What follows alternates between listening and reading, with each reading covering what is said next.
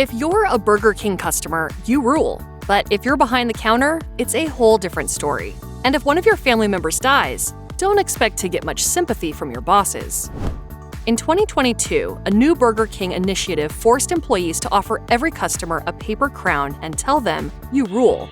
Tom Curtis, president of Burger King North America, explained in a press release that the idea was to, quote, "relentlessly pursue a better experience for our guest." Who are the ad wizards who came up with this one?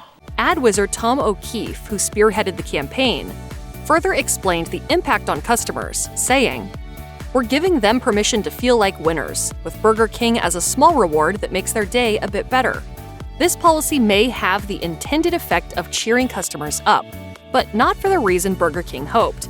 One customer claimed in a 2024 Reddit thread, "I went to BK for the first time since I was a kid yesterday, and when the cashier told me, 'You rule,' with the flattest expression ever, it startled me so much I almost burst out laughing." Burger King appears to be strictly enforcing this policy. In a separate Reddit thread from 2023, a self-proclaimed Burger King general manager confirmed this, saying, "As the GM, I am required to have employees say 'You rule' over the headset. I could get in massive trouble if I'm not requiring people to say that." If you work for one Burger King location but a different Burger King location offers you better pay, you have to wait 6 months before you can take the new job. It sounds weird, but nearly all Burger King stores are franchised by independent owners.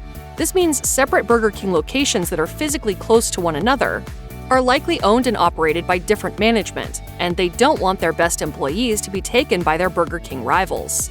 For many years, they actually were forbidden to switch locations entirely. This is called a no-poach, no-hire policy, and it was included in Burger King franchise agreements from at least 2010 to 2018. The Department of Justice pressured Burger King to do away with the no-poach policy, but while new franchisees were exempt, existing franchises continued to operate under the rule. In 2022, litigation concerning this no-poach clause was part of a potential lawsuit against Burger King.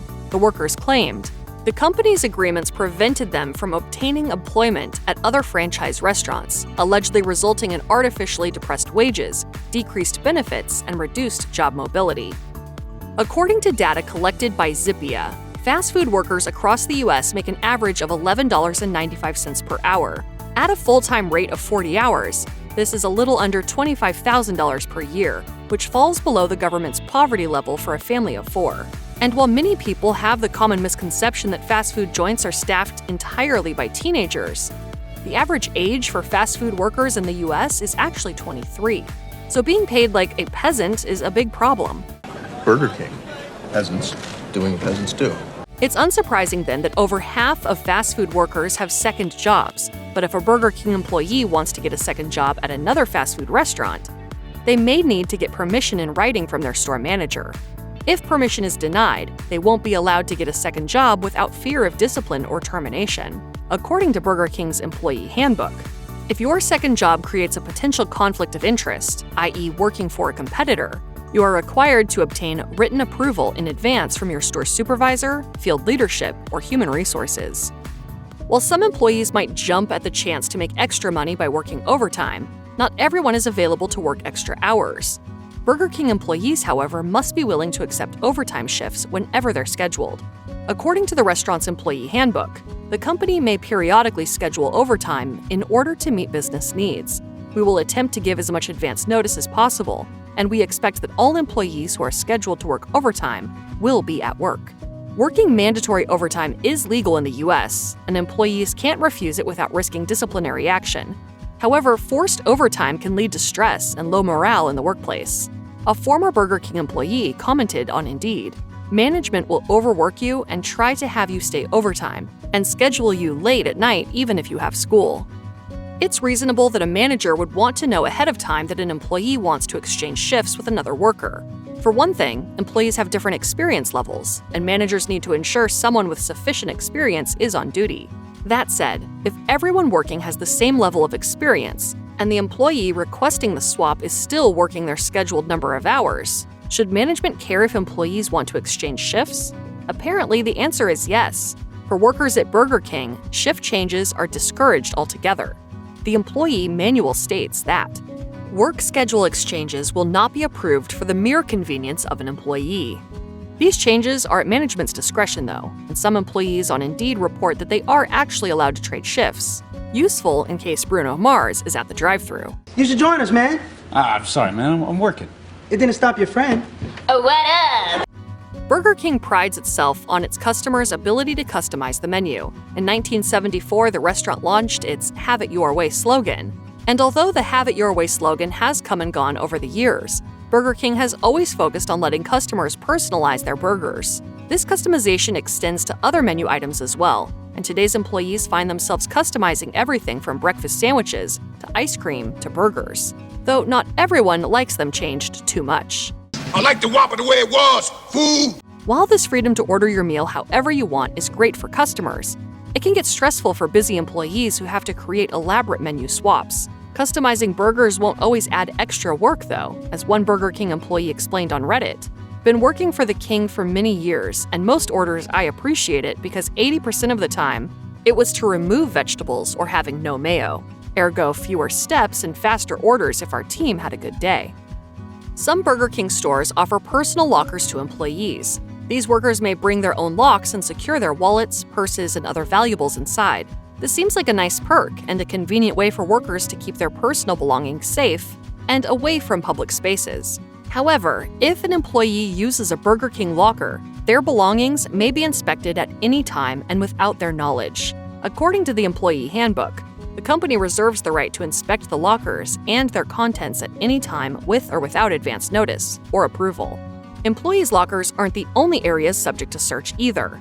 As the handbook notes, if a store manager has any reason to suspect that an employee has violated Burger King's substance abuse policy, they have the right to search not only the contents of the employee's locker, but also their cars, purses, backpacks, and more. The manager need only have reasonable suspicion to search employee belongings. Of course, what counts as reasonable suspicion is subjective and could differ between supervisors. Refusing to cooperate with a search can result in disciplinary action or termination of the employee. When a fast food restaurant hires an employee, standard procedure dictates that the location where they were hired is the location where they'll work. However, even though a Burger King employee may be hired at one location, the chain has the right to reassign them to a different location, either permanently or temporarily. As Burger King's handbook states, the company may ask you to work at another location within the company at any time, either temporarily or permanently, as the needs of the business require. The location will be within less than a 30-mile radius of the employee's current work location. The employee handbook doesn't mention any compensation for commuting expenses, and some employees may also rely on public transit to get to work, while others may either walk or bike, all of which make a 30-mile commute either difficult or impossible. Still, refusing to comply with a manager's request may result in disciplinary action or termination. Company email accounts are never going to be private. Employees of any company should be aware that employers can legally monitor their work accounts at all times. So it's best to keep company emails on the professional side. However, Burger King takes this policy to the extreme. To start, the fast food chain expects employees to provide their passwords, even for personal computers used for company business, to its IT department. Changing your password without alerting IT beforehand can result in disciplinary action. According to the employee handbook, Burger King will monitor all information transmitted, downloaded, received, reviewed, viewed, typed, forwarded, or stored in company IT. Furthermore, if an employee sends or receives a message that management determines is inappropriate, the employee can be disciplined. As for what exactly is considered inappropriate, who knows? Burger King notes in the handbook, it is not possible to identify every type of inappropriate or impermissible use of the company's IT. The law requires that food industry workers either be clean-shaven or wear a beard net when handling food. Hair nets, and by extension beard nets, help keep food clean and sanitized. But despite their mascot's famous beard, Burger King has a standard policy prohibiting employees from having beards, whether they work at the counter or in the kitchen. Oddly enough, this doesn't apply to all facial hair, as mustaches and sideburns are allowed as long as they aren't excessive and are neatly trimmed, per the employee handbook. Beards, on the other hand, are not allowed. Although not every Burger King location seems to be enforcing this facial hair policy, One employee wrote on Indeed, "Beard nets are mandatory if a beard is present, although oftentimes, managers won't allow beard nets in the store at all and would rather send an employee home with a write-up." Food establishments often enforce dress codes like hairnets to ensure that employees can avoid health code violations. But other employee dress codes at restaurants appear to be less focused on hygiene than they are on appearance.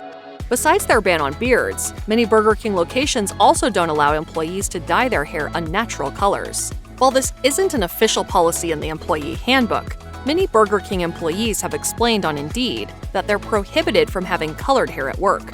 One employee wrote on Indeed, "You are not allowed to have any wild colored hair. If it is an unnatural color, it has to be dark and wear your hat at all times. If it's not dark, they will not let you work." Another employee claimed that a manager wrote them up for having colored hair. This policy does seem to vary by location, as some other employees wrote on Indeed that they could have dyed hair as long as they kept it pulled back in a ponytail or bun. Depending on what state they live in, employees may be eligible for unpaid time off following the death of a direct family member. But no federal policies require a company to give employees time off, either paid or unpaid. To attend a funeral, make arrangements, or grieve their loved one. This leaves the issue up to a company's discretion. According to Burger King's employee handbook, unless you're a store manager or above, you may be able to ask your supervisor for time off to grieve a loved one. But it will be unpaid, even if you work full-time.